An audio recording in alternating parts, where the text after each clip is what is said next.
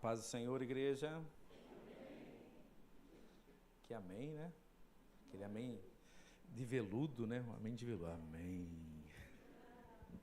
A paz do Senhor, igreja. Amém. Esse dá uma fortalecida. O segundo sempre parece que tem um que a mais.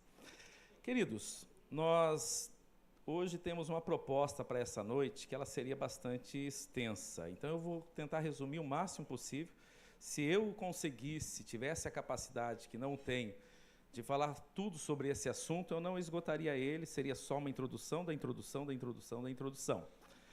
Mas essa mensagem ela nasceu de um momento que eu venho buscando a Deus em algumas áreas da minha vida e por algumas coisas de Deus. E o Senhor me trouxe essa mensagem, começou a confrontar o meu coração.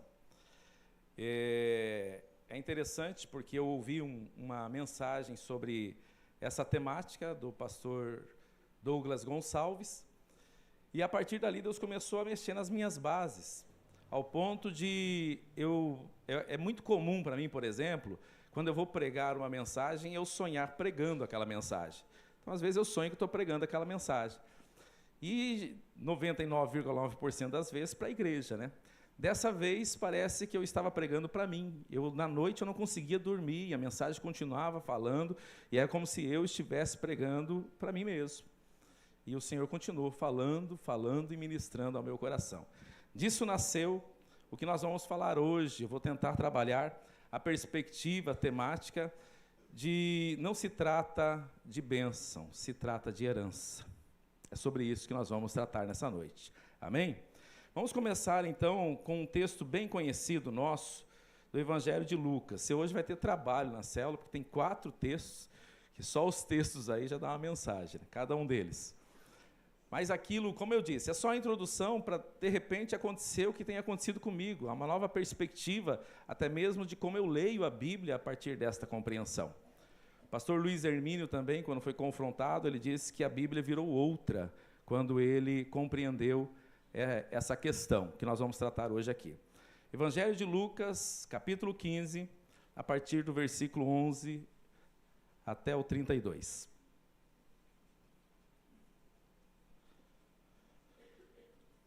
Quem encontrou, diga amém.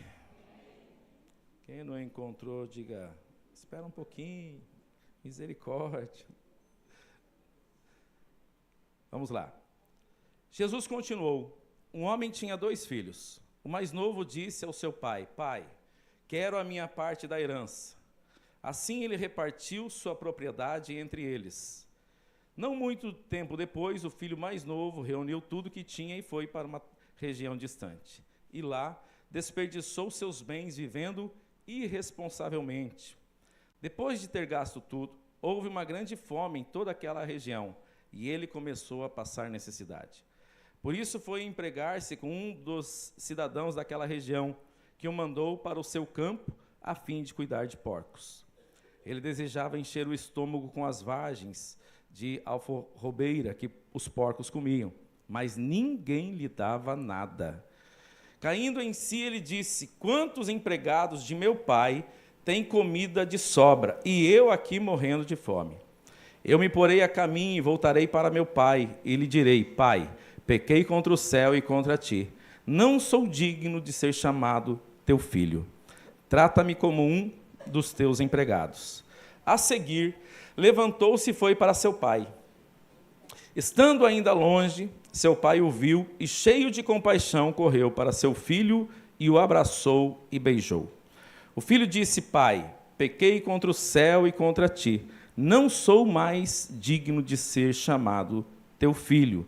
Preste atenção que o que o filho planejou e o que foi executado não está na mesma proporção. Mas o pai disse aos seus servos: Depressa, tragam a melhor roupa, vistam nele, coloquem o anel no dedo e calçados em seus pés. Tragam um novilho gordo, matem-no, vamos fazer uma festa e comemorar. Pois este meu filho estava morto e voltou à vida, estava perdido e foi achado. E começaram a festejar. Enquanto isso, o filho mais velho estava no campo.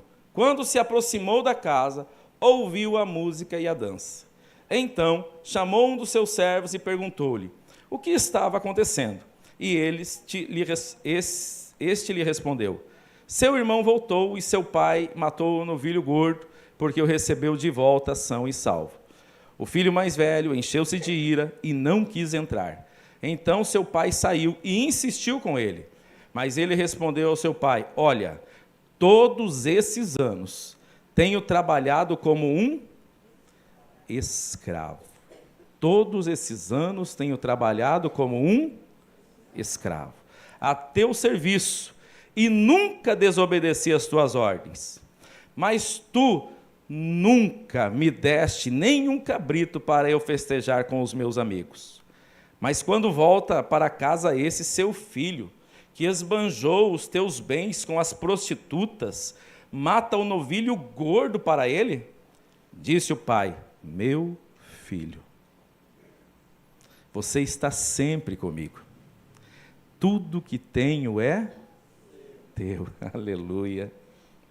Mas nós tínhamos que comemorar e alegrar-nos, porque esse seu irmão estava e foi e voltou à vida. Estava perdido e foi achado.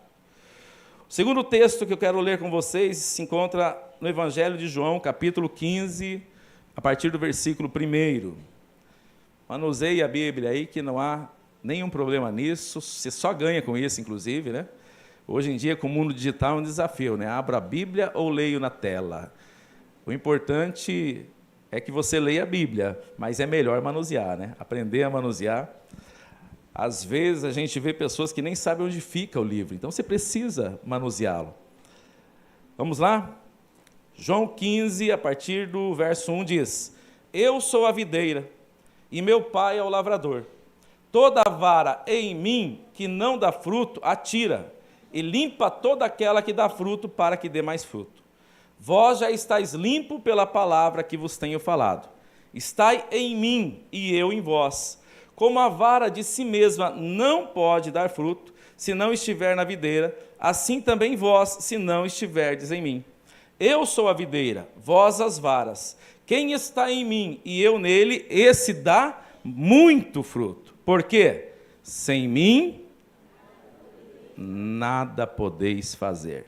Se alguém não estiver em mim, será lançado fora como a vara e secará.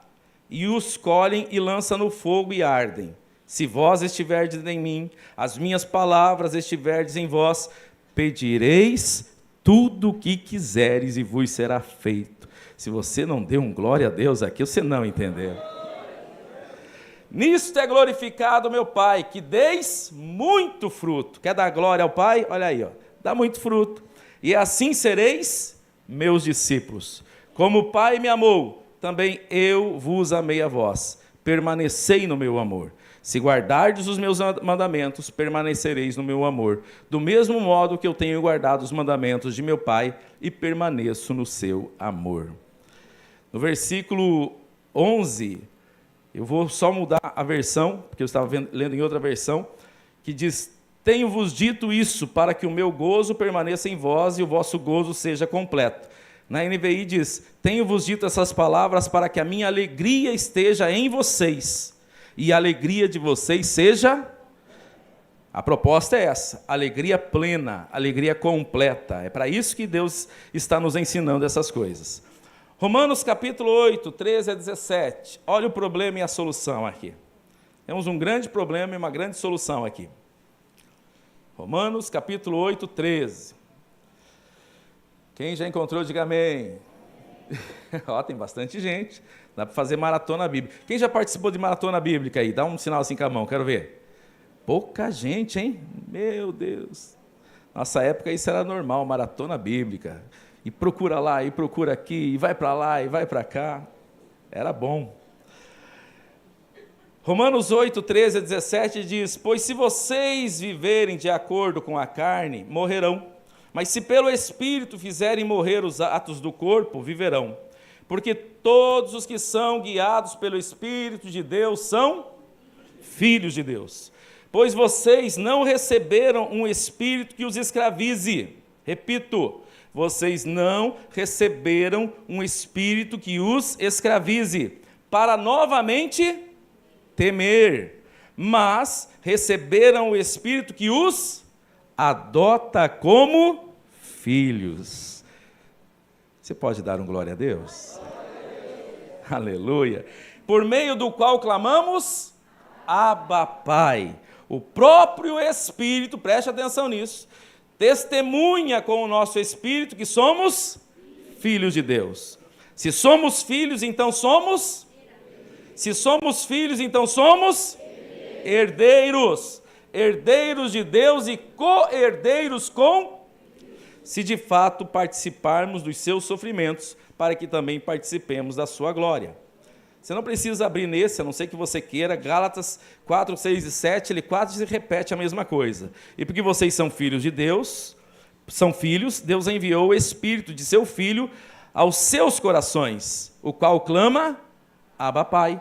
Assim você já não é mais escravo, mas filho, e por ser filho, Deus também o tornou herdeiro. Veja, presta atenção aqui nesta expressão do versículo 6. Porque vocês são filhos, Deus enviou o Espírito no coração de vocês. Preste atenção nisso. Entenda isso. Deus enviou o Espírito no coração. Até aí tudo bem, né?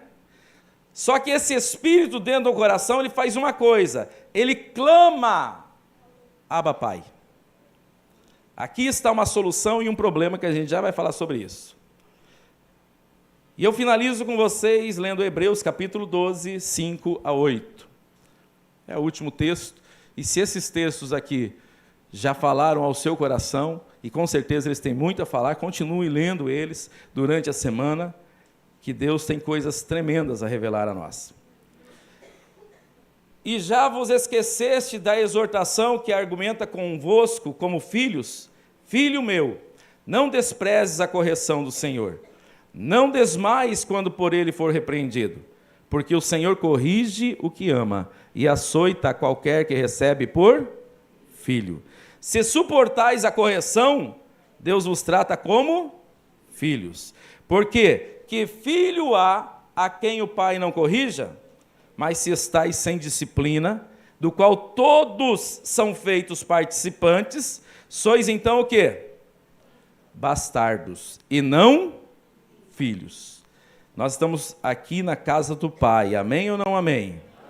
Aqui não tem bastardo, aqui só tem filho, amém ou não amém? Amém.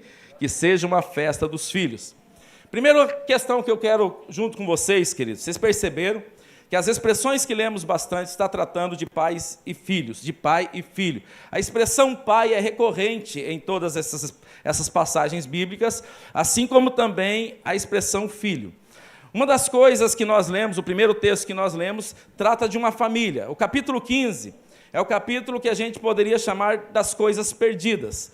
Esse capítulo se dá, inclusive, porque os religiosos da época, eles estão perdendo o valor naquilo que estava perdido.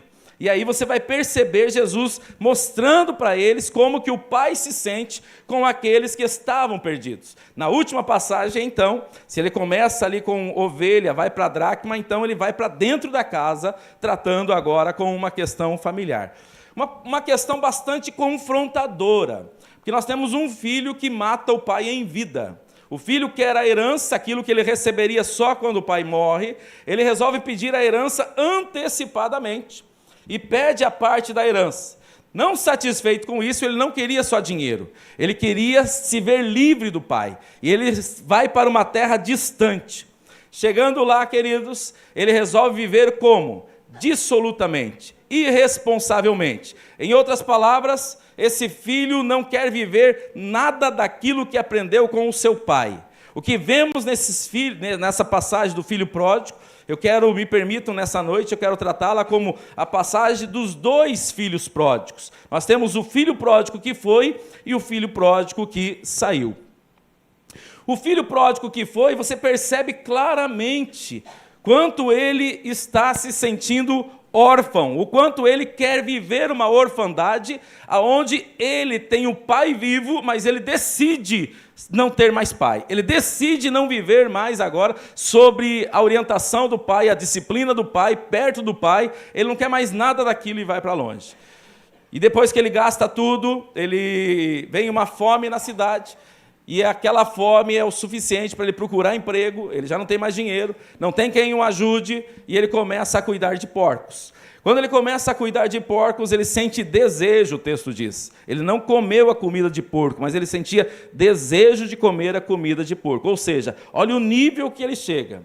E aí o texto nos chama para a gente fazer algo que acontece nesse texto. O texto diz que, caindo ele em si, ou seja, ele tendo um insight, ele se ligou, ele, talvez na gíria de hoje em dia, ele se tocou, ele prestou atenção no que estava acontecendo na vida dele e falou, peraí, tem alguma coisa aqui, a conta não está fechando. Que história é essa? Na casa de meu pai, nem os serviçais do meu pai têm o desejo de fazer o que eu estou tendo o desejo de fazer. Lá eles têm mais comida do que eu aqui. Não, tem alguma coisa errada. Já sei o que eu vou fazer. Eu vou me levantar, vou para a casa do meu pai, vou dizer para ele que eu pequei contra o céu, pequei contra ele, que eu não sou digno nem sequer de ser chamado de filho, e para ele me fazer como um dos seus trabalhadores. E para mim é agora a minha nova decisão de vida. E ele sai e vai para fazer o seu plano. Quando ele chega, lembra que eu falei para vocês? Olha as atitudes que ele sonhou, que ele planejou. Eu vou dizer para o pai que eu pequei contra o céu, pequei contra ele, não sou digno de ser chamado de filho, faze-me como um dos seus trabalhadores. Quando ele simplesmente diz para o pai dele que ele pecou contra o céu, pecou contra ele, e que ele não era, o pai já cortou ali a conversa e pediu para trazer o anel, trazer a sandália, fazer uma festa, e disse, o meu filho que estava perdido foi achado, estava morto, mas reviveu, aleluia. O pai estava esperando, e para o pai ele continuava sendo filho. Mas aquela festa, queridos, que era uma festa para o pai, era uma festa para o filho, era uma festa para os empregados, era uma festa para todo mundo. De repente chega o filho, aquele que, outro pródigo que está dentro de casa, mas que a gente começa a ver nos sintomas que virão, que ele também era um filho distante, porque quando ele ouve o som da festa, aquilo não lhe soa bem, e ele pergunta, o que está acontecendo? E os trabalhadores dizem, o teu irmão voltou. E aí, queridos, ele se enche de ira e não quer nem entrar mais na festa. Não quer nem entrar na festa. O pai sai para o lado de fora para trazer ele para dentro. E então começa a conversa onde revela o que ele sente sobre a relação dele com o pai, como ele se sente no meio de tudo aquilo. Ele diz, o quê? Você nunca me deu um cabrito para fazer festa com os meus amigos. E tem mais, esse teu filho, já não é mais nem irmão dele, esse é teu filho, ele pegou o teu dinheiro, gastou com as meretrizes, e agora você faz uma festa para ele. Ele estava indignado com isso. E o pai continua e diz para ele, meu filho, aleluia, tudo que eu tenho é teu. Talvez essa ficha não tinha caído. A ficha que caiu no filho que saiu, não caiu no filho que estava ali. Se um caiu em si, o outro texto não diz que ele caiu em si. E a compreensão do pai é que aquele filho que foi embora estava morto, mas reviveu. Estava perdido e foi achado. Queridos, quando a gente olha para esse texto, a gente percebe muita coisa, muitas lições que a gente poderia só ficarmos aqui pensando sobre a relação que nutrimos com Deus.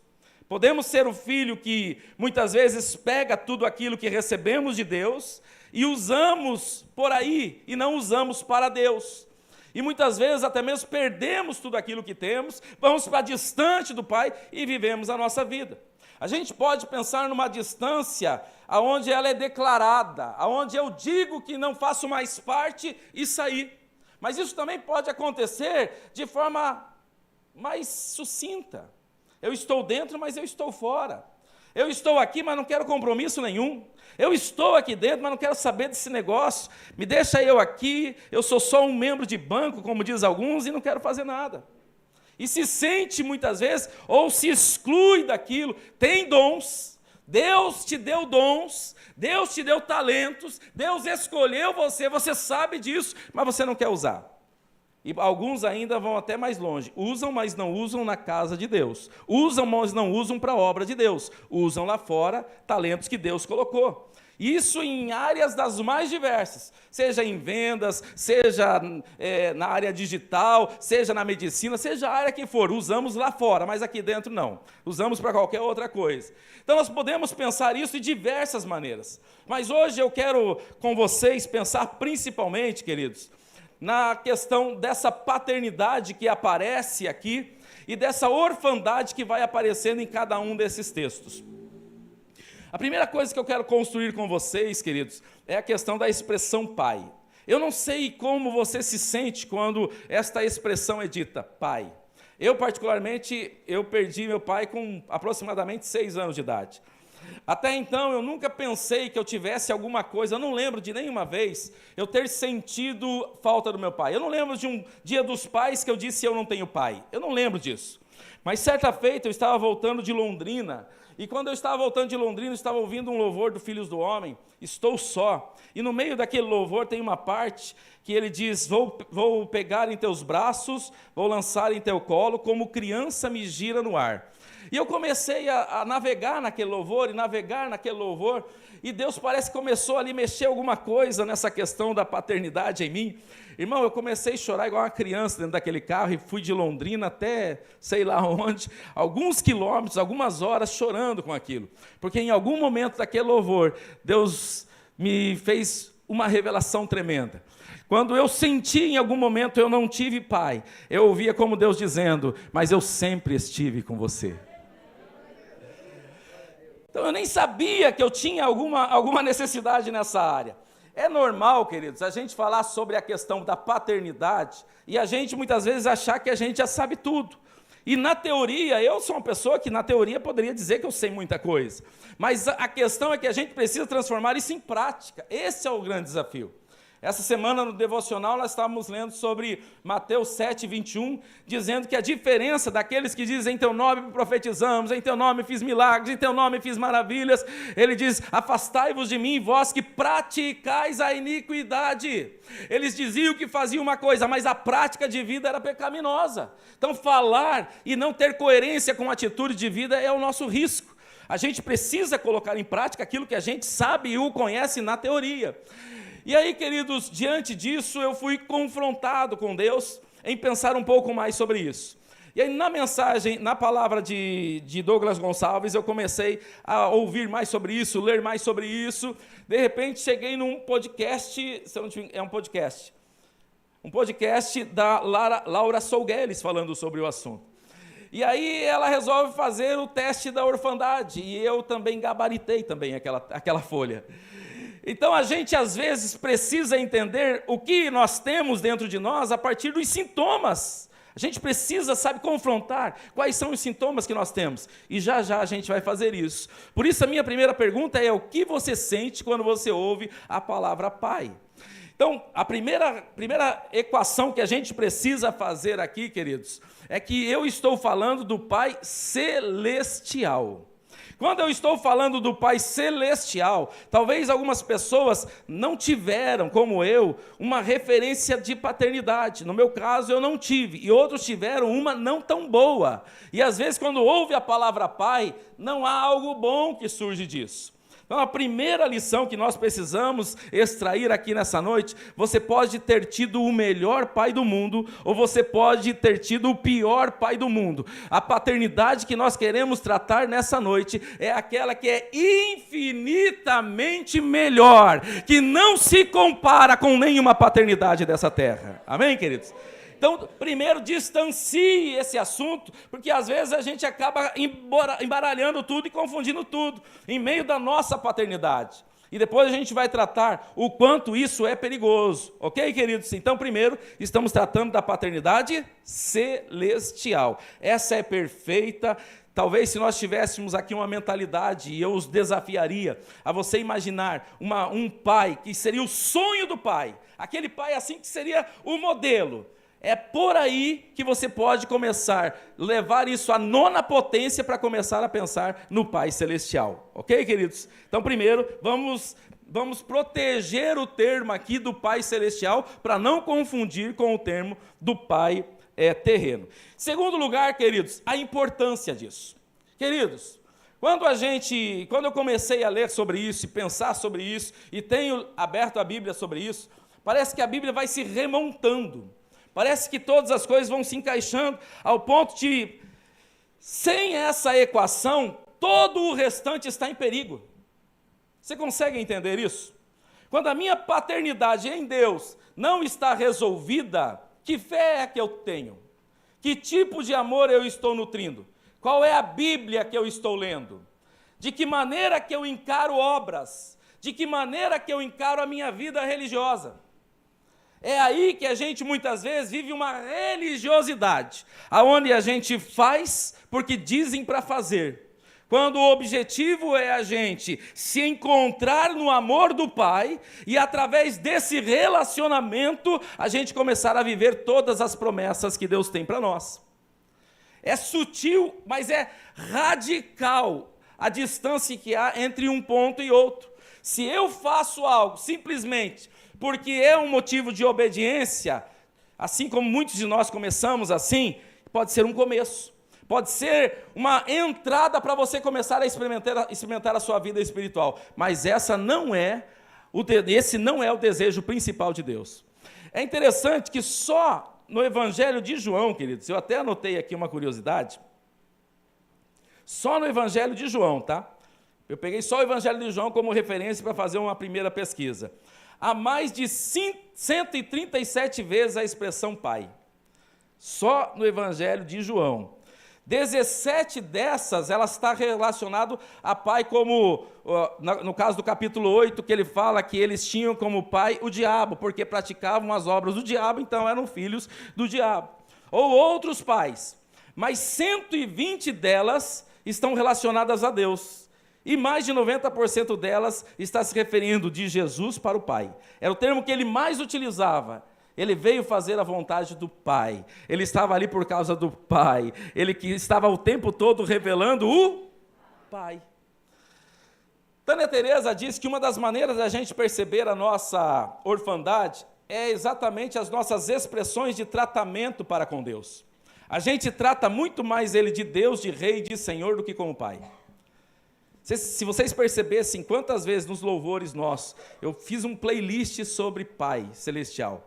Eu ainda não tenho 10 músicas ainda para fazer de playlist. Já começa aqui gritar a nossa orfandade. A gente não consegue ver louvores que glorificam o nosso Pai.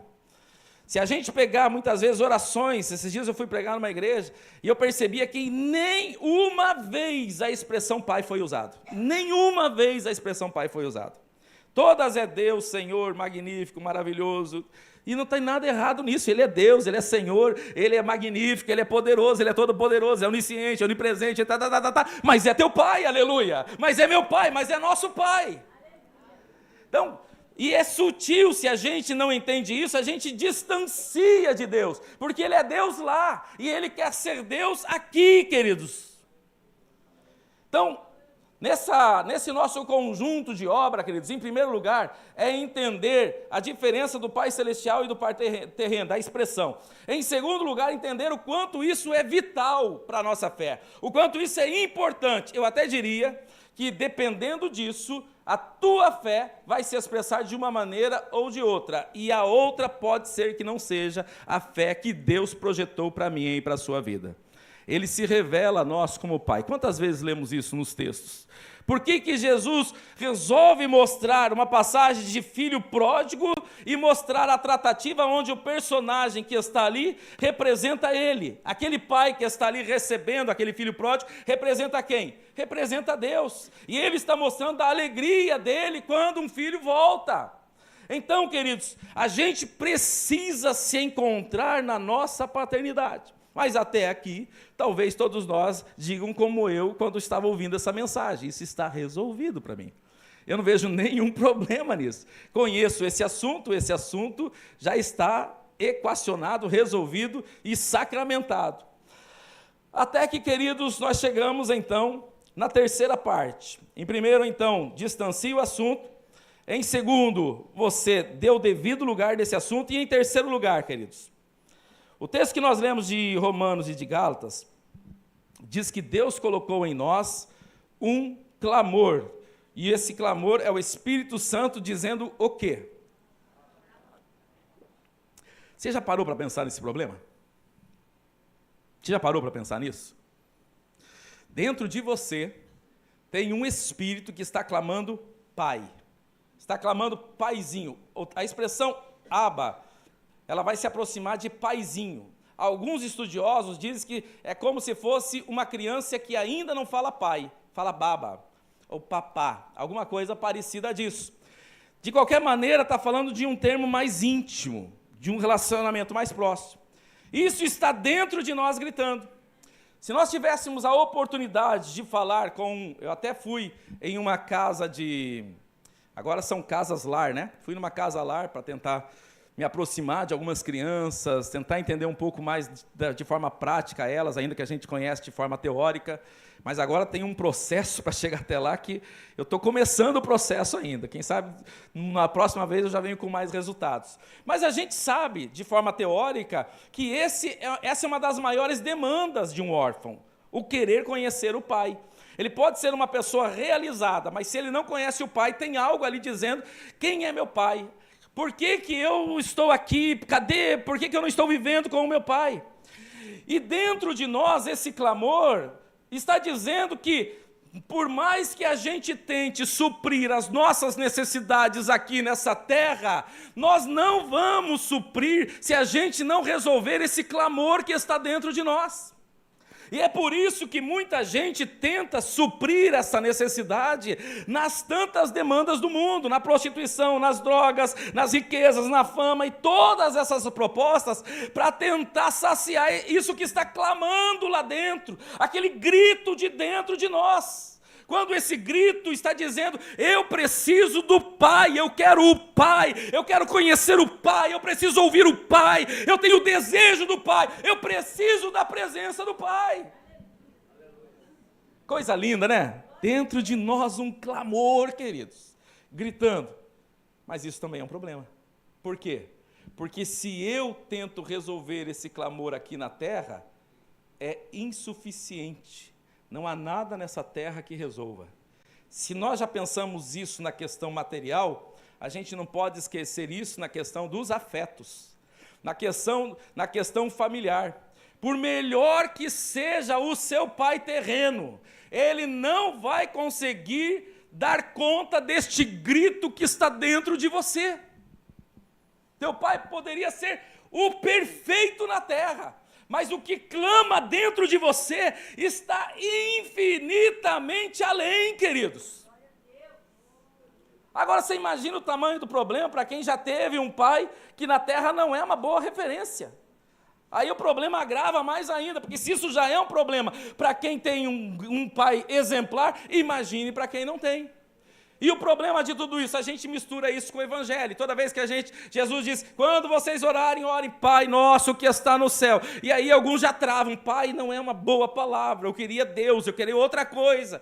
E quando Deus está nos trazendo para a gente chamar Ele de Pai, Ele está falando, você tem intimidade, você está próximo, você faz parte da família, você faz parte, você está dentro, aleluia. Porém, nós precisamos entender, queridos, que há dentro de nós um clamor que não será resolvido aqui nessa terra. Ele só é resolvido quando a gente resolve a nossa identidade. Ele só é resolvido quando a gente entende a nossa missão e quando a gente está vivendo a nossa missão. E a primeira missão que a gente tem é relacionar-se com o Pai. Todas as demais, elas vão vir do seu relacionamento. E aí a gente poderia aqui ficar mais tempo pensando como a gente construiu o relacionamento. As primeiras vezes que eu li a Bíblia era quase um momento de castigo. Vai ler a Bíblia. As primeiras vezes que eu orava era quase isso também. Vai orar. De que maneira que a gente constrói os nossos relacionamentos com Deus? Então a gente precisa, queridos, olhar para o que Deus está convidando e aquilo que a gente construiu como compreensão de Deus. Então essas são algumas provocações para a gente começar a entrar dentro do assunto, ok? Então, em primeiro lugar, queridos, diferencie o termo pai. Em segundo lugar, entenda o quanto isso é vital e essencial para a sua fé. E em terceiro lugar, entenda que existe um clamor dentro de você que ninguém vai dar conta. Você precisa se resolver com Deus. Se você não se resolver com Deus, você vai tentar de todas as maneiras. Você pode ter uma casa, teoricamente, que alguém olharia e falava, perfeito, ó, construiu uma casa, tem carro, tem filhos, tem faculdade, tem isso, tem aquilo, e não está resolvido, porque não resolveu aqui dentro. E está dentro de nós esse clamor. Aí, queridos, a minha provocação dentro dessa temática, aonde foi que eu comecei a olhar para essas expressões de uma outra maneira? Até então, como todos nós, eu diria, essa é uma equação simples, eu já resolvi isso. Eu sei que Deus é meu pai. E eu sou filho de Deus. Mas, de repente, me pedem para fazer o diagnóstico. Me pedem para olhar os sintomas. E é aí que a gente, às vezes, acaba se surpreendendo. Chega lá no médico, o médico diz, como é que está o coração? Tá bom, estou correndo, está uma maravilha. Aí ele coloca você na esteira, faz o diagnóstico, rapaz, tem uma notícia para vocês, que é a boa ou que é a ruim? A boa que está aqui dentro, a ruim nem vou te falar. Então, em primeiro lugar, queridos, nós precisamos fazer um diagnóstico. O diagnóstico, queridos, quanto mais bem feito e quanto melhor, quanto mais confrontativo, é maior a chance de cura. Não adianta eu ficar me enganando, dizendo coisas que não encaixam. E aí algumas coisas aqui, você vê, se a gente fosse só trabalhar na questão hoje desse diagnóstico rápido, só isso aqui já levaria um tempo aqui para a gente pensar. Algumas coisas, eu vou colocar 4 informações aqui para você. Como é que anda o seu medo? Como é que anda a sua insegurança? Como é que anda a sua autoestima ou baixa estima? Como é que anda a sua soberba, a sua altivez? Para não falar em possessividade, em carência afetiva, complexo de rejeição, agressividade, ansiedade, compulsões, etc, etc. Vamos pensar só nesses 4 básicos. Como é que está a sua questão referente ao medo? Quantas vezes Deus tem que tratar com Israel, ou com quem Ele está chamando, dizendo, não temas. Era muito comum no passado a gente ouvir pregadores dizendo que que na Bíblia diz 365 vezes a expressão não temas. Hoje em dia existem ferramentas de busca que eu nunca consegui chegar nesse número. Talvez esse termo ele esteja de outra maneira e se encaixe também na expressão. Mas o certo é que você sempre vai ver Deus usando a expressão não temas, inclusive quando Ele faz milagres. Às vezes o povo ficava perplexo ao ponto de Ele falar, não temas, sou eu, fique tranquilo, é eu que estou aqui. Parece que o medo, queridos, já nos denuncia. Você consegue imaginar um filho de Deus que tenha medo? Você consegue imaginar isso? Eu lembro somos em 4 irmãos, eu sou o mais velho. E dos 4 irmãos, tinha um menorzinho que gostava de provocar briga. E quando ele provocava briga, ele falava que ia me chamar. Então, por causa da minha segurança, ele achava que podia provocar qualquer tipo de briga. Porque ele achava que eu podia resolver qualquer coisa. Para ele achava, talvez que eu fosse até, como nós não tínhamos pai, né? Talvez ele achava que eu fosse algum super-herói. Na relação de que você tem com o seu pai, e dependendo quem é o seu pai, você vai sentir o quê? Segurança. Sim ou não? Amém ou não amém? Amém. Você consegue imaginar, por exemplo, o filho do Bill Gates, sei lá, de qualquer um desses camaradas, preocupado se está com o cartão de crédito no bolso, se tem dinheiro na conta, e se vai pagar o boleto do ano que vem? Você consegue imaginar isso, queridos? E em cima disso eu fiquei pensando, se eu começasse a andar pelas ruas da cidade, e começasse a olhar para as coisas, dizendo, é tudo do meu pai, é tudo do meu pai. Cada prédio, cada carro, cada montanha, cada nuvem, cada ave, todo esse mar, tudo que existe é do seu pai. Douglas Gonçalves diz o seguinte, quando ele entendeu isso, ele trabalhava para o pai dele com o maior zelo que ele pudesse. E aqui a gente consegue encontrar um problema até que nós temos nos dízimos e nas ofertas. Porque quando ele entendeu que era tudo do pai dele, e ele trabalhava para o pai dele, e que ele ia receber aquilo como herança, não fazia sentido ele trabalhar sem capricho, sem zelo, porque ele ia receber aquilo depois. Se é meu, eu tenho que investir nisso, porque eu vou receber nisso depois. E ele falou, hoje ele vive o dobro do pai dele. Parece que o pai dele tinha 500 mil seguidores, ele tinha mais de 1 milhão de seguidores. Mas ele diz, por causa do meu pai e pelo zelo do que eu fiz o melhor para o meu pai, porque eu entendi que investindo na vida dele, eu estava recebendo de volta. Então, quando a gente às vezes tem problema com dízimo e oferta, queridos, aqui já denuncia a nossa orfandade. A gente não entendeu que tudo é do nosso Pai e que tudo é herança nossa, aleluia. Os nossos medos denunciam a nossa orfandade. O quanto a gente está preocupado com amanhã. Foi uma das primeiras mensagens de Jesus, no capítulo 6, não andem ansiosos por coisa alguma. E a gente fez a nossa tradução diária do dia a dia. Eu preciso fazer o checklist das minhas preocupações do dia. O que eu não fiz? O que eu tenho que fazer? Cadê? E isso e aquilo. Como é que eu vou resolver isso? Como é que eu vou resolver aquilo?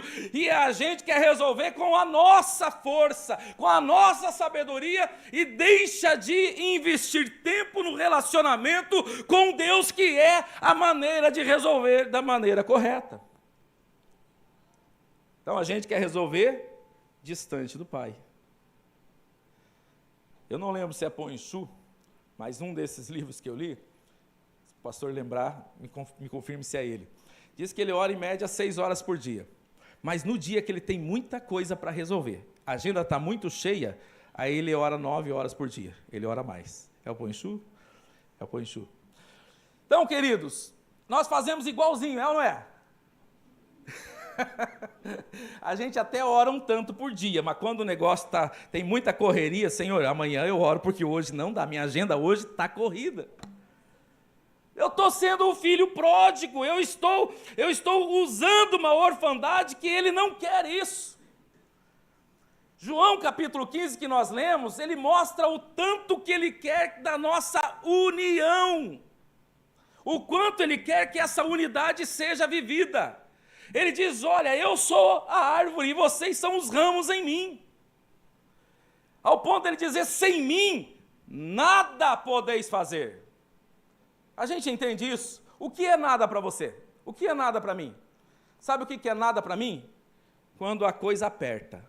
Aí eu entendi que eu preciso dele de uma maneira diferente. Quando a doença chega, quando a enfermidade chega, nada é nada, queridos. A gente não pode atravessar a rua sem a orientação de Deus. Porque a gente está ligado não é liga e desliga, né? Pega o galho, coloca lá, pega o galho de volta, descoloca, coloca, descoloca. Agora eu preciso, agora não existe isso. Tudo flui da onde? Da árvore. A essência vem da árvore, as características vêm da árvore. Tudo vem dele, nós estamos nutridos por ele. Fora da árvore, ele diz que acontece o quê? Não há vida fora da árvore. Mas a gente elencou coisas que a gente precisa de Deus e coisas que a gente não precisa. Será que essa foi a vontade de Deus? Eu não consigo encontrar isso na Bíblia. Mas a gente criou as nossas teologias. Talvez a gente deveria falar, olha, nosso nível de intimidade e comunhão está tão pequeno que a gente deixou para procurar coisas grandes. E talvez por muitas coisas pequenas que a gente não ora, os grandes problemas chegam. Porque, sabe, não preciso orar para comprar essa televisão. Não preciso orar para esse negócio aqui. Isso aqui Deus já sabe que eu quero. Paulo, certa feita, queridos, Jesus já tinha dito, ide por todo mundo e pregai o evangelho. Quando Paulo ia ir para a Ásia, o Espírito Santo disse não. Ele ia para Bitínia, se eu não estiver enganado, ele disse não também. Como assim? O Senhor não disse ide por todo mundo? Não. Aí de noite ele recebe o sonho, vai para Macedônia. Na Macedônia, quando ele chega lá, ele é preso, e lá por volta da meia-noite ele está louvando a Deus. Sabe por que ele está louvando a Deus? Porque ele sabe que está na direção do Pai, que o Pai está junto com ele, e que ele fez o que o Pai queria, aleluia. Vai a gente que muitas vezes vai, não, vou fazer. Não interessa o resultado, interessa ser dirigido pelo Pai. E eu acredito que se a gente fosse sincero aqui, todos nós nessa noite diríamos que a gente precisa melhorar o nosso relacionamento. Eu comecei, tá? Tenho 30 e tantos anos de fé e digo que as coisas que eu vou descobrindo a cada dia de fé, parece que eu estou começando. E digo mais, quando eu terminar a minha carreira aqui nessa terra, aí que vai começar de verdade na eternidade, né? Então aqui a gente vai progressivamente crescendo. Então eu estou começando algumas experiências novas com Deus. Esses dias eu contei, acho que na quinta-feira, e acho que eu contei também no MAP, eu instalei a bancada lá de casa e sumiu um acessório que tinha no meio. E eu procurei a casa toda, não achei. Revirei a casa toda, não achei. Fui na Dalla Bernardini e fui lá para comprar a peça nova. Quando eu cheguei lá, falei, não pode esse negócio, eu não vou comprar já. Eu vou lá em casa, vou revirar de volta para ver se realmente não está lá em casa. Cheguei em casa, revirei, procurei para lá, procurei para cá, não achei. Aí tem como é que é o nome, amor? Não é bidê, né? Aparador. Quantos conhecem a expressão bidê aqui? Deixa eu ver. Tem uma meia dúzia aí, irmão. Então, voltando no tempo, bidê, o aparador de sala. Aí eu cheguei no aparador, desci, tirei, estava cheio de coisa lá dentro, tirei. Eu lembrei da minha mãe, que ela disse que tudo que ela procura, ela pede para Deus. E ela pede para Deus e Deus mostra para ela onde está. E também veio na minha mente o testemunho do Luciano Subirá, que ele pediu da carteira. Quem já viu o testemunho da carteira do Luciano Subirá? Quem não viu, procura lá, irmão. Aí eu também entrei na mesma pilha dele. Eu falei, não, peraí. Pai, eu não sou o Luciano Subirá, né? Mas o senhor poderia me mostrar se está em casa ou não está. Se o senhor disser para ir comprar, eu vou lá comprar. Mas se não é para comprar, então me mostra onde está. Irmãos, eu estava abaixado. Eu levantei, eu fui no quarto da minha filha, abri a segunda gaveta e estava lá dentro. Eu nunca abri aquela gaveta. No quarto da minha filha, estava lá dentro. Aí eu saí dali e falei, não é que funciona esse negócio? Se a gente não tenta, irmão, a gente precisa, ele quer se fazer presente. Aonde foi que ele disse só tragam grandes problemas? Quando a gente pensa assim, a gente está diminuindo o poder de Deus. Tem gente dizendo, eu não vou incomodar a Deus. Como assim? Aonde que está o termômetro dizendo aqui é demais, vocês pediram demais. Nós não entendemos quem é Deus. Ele controla a galáxia, ele controla o universo, cada verme, cada planta, cada areia, tudo o que existe, ele está no controle absoluto de todas as coisas, aleluia! Eu tentei me expressar nessa semana, quando eu coloquei no Facebook, que todas as demandas mundiais, todas, dos 8 bilhões de habitantes, não são uma gota no poder de Deus, no oceano do poder de Deus. O que eu quero dizer com isso? Eu usei como figura de linguagem oceano, por quê? Para ter compreensão. Porque a verdade, o poder de Deus é infinito. O oceano para nós já é uma coisa muito grande, imagine infinito, que nem cabe na nossa mente. Mas parece que a gente tem um relacionamento com Deus que a gente diminui, parece que vai ser demais. Parece que vai ser demais eu perguntar para ele se pode isso, se pode aquilo. Vou contar uma para vocês aí e vou para o próximo tópico, para vocês não ficarem... Eu, esses dias, estava indo numa lanchonete, fui comer um hambúrguer, e aí eu lembrei dessa mensagem. Falei, senhor, é para ir lá comer esse hambúrguer?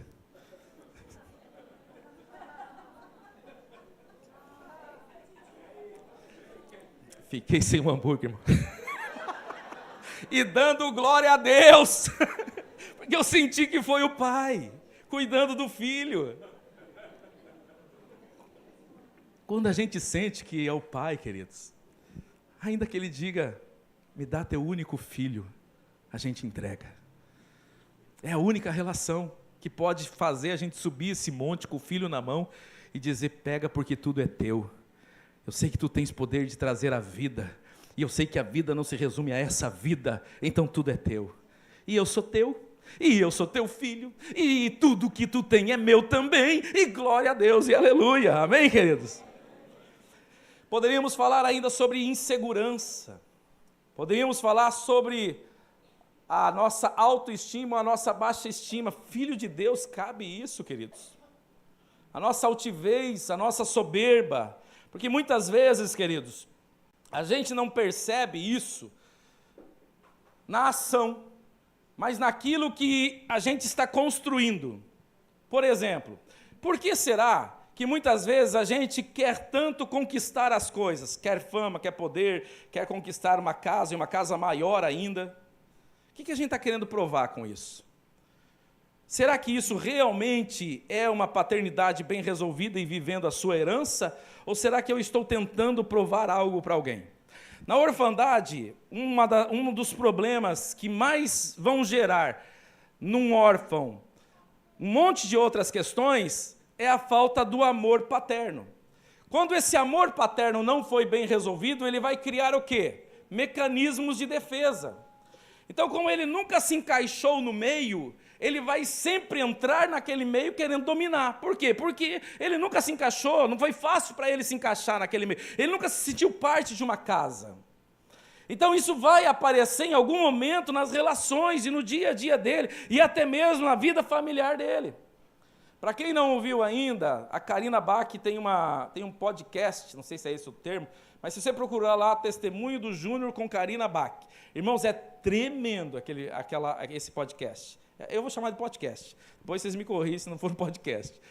Mas esse pastor Júnior, irmão, tem um testemunho. Alguém já ouviu esse testemunho?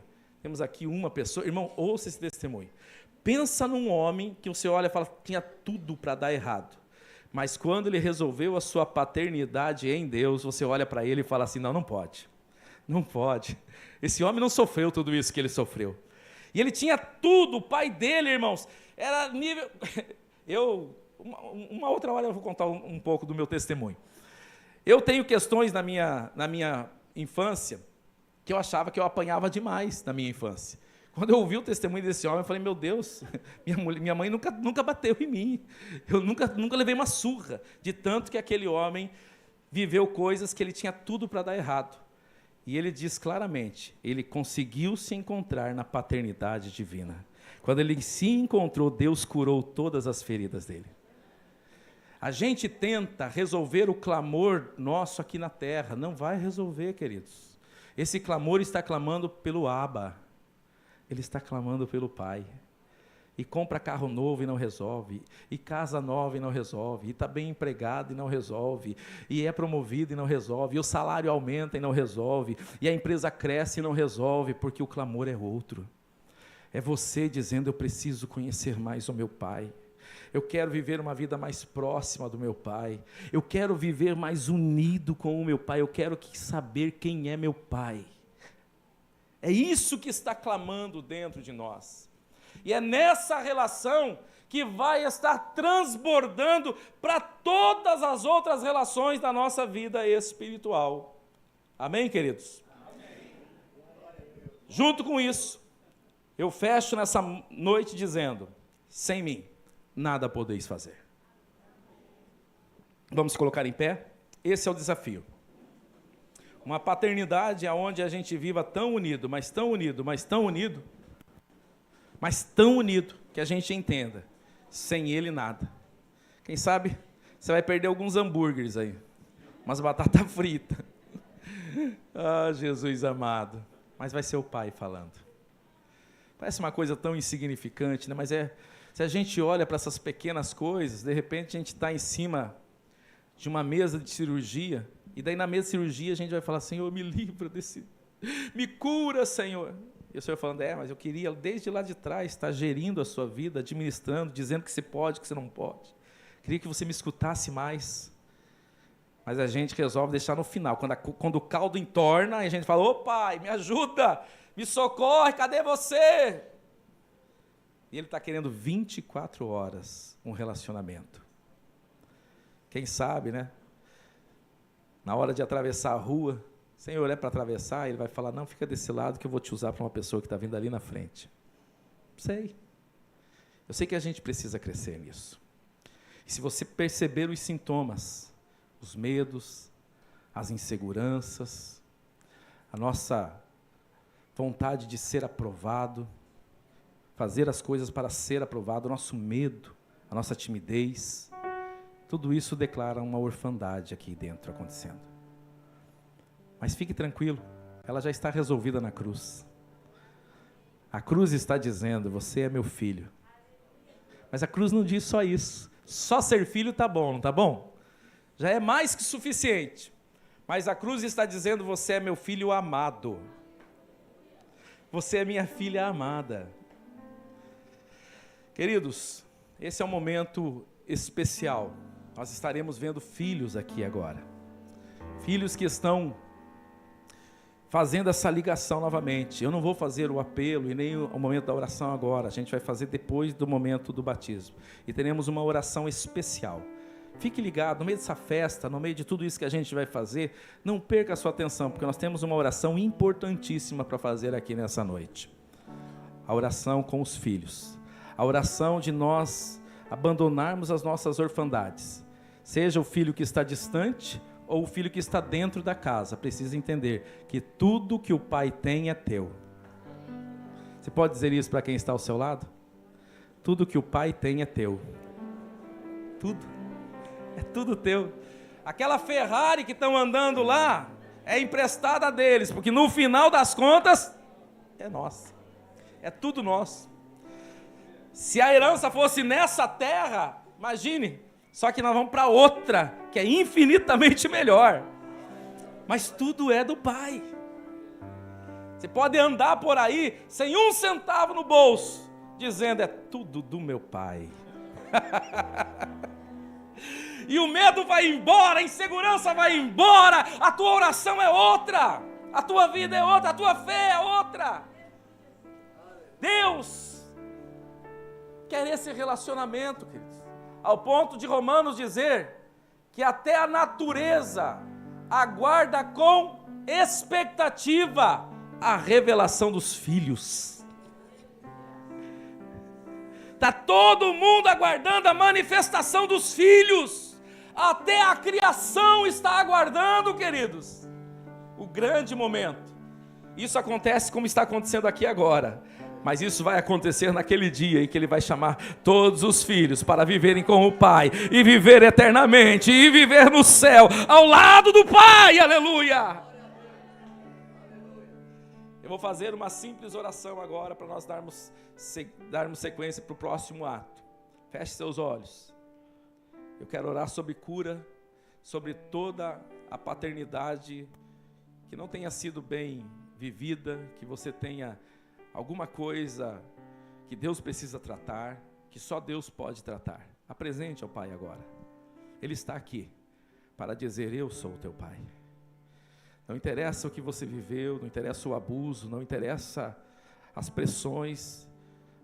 Lembre-se que os pais terrenos fazem o melhor que eles podem, com o que eles tinham. Era a compreensão que ele tinha do mundo. Libere ele agora. Não fique jogando a sua expectativa terrena naquele que só Ele pode resolver, o seu Pai Celestial. Ele tentou fazer o seu melhor, talvez o pai dele foi pior ainda para ele, e não conseguiu gerar algo melhor para você. Mas agora é hora de você não deixar que esse peso continue com você, porque o Pai está aqui para te abraçar e dizer, você é meu filho, eu sempre estive com você, eu sou contigo, eu te amo, eu te amo. Escute o Pai dizendo, eu te amo. Porque Deus amou o mundo de tal maneira, que deu o seu único Filho, para que todo aquele que nele crer, não pereça, mas tenha a vida eterna. Pai, neste momento, estamos nós aqui como filhos, Pai. Filhos de Deus.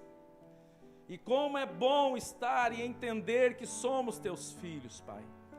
Por isso, Senhor, eu te peço agora, Pai, passa neste lugar curando, Senhor, toda espécie de paternidade que causou algum trauma, que causou, Senhor, alguma dor, alguma coisa que precisa ser resolvida e que muitas vezes não conseguimos romper aqui nessa terra.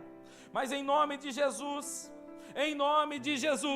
que todos entendamos que o maior clamor que está dentro de nós é pela tua paternidade, e que a tua paternidade passe agora abraçando vidas, e curando a dor, e curando traumas, e fazendo, Senhor, com que esta ligação aconteça de forma mais poderosa, essa intimidade, esta comunhão, numa vida mais abundante, porque se trata do que temos, pois é herança, e não apenas do que queremos, como se não tivéssemos, Pai.